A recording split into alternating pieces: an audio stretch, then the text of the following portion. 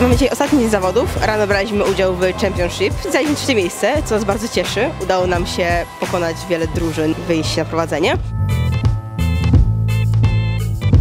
Jest to bardzo dobry wynik i nasza łódka wykazała się niezawodnością, co zdecydowanie dało nam przewagę.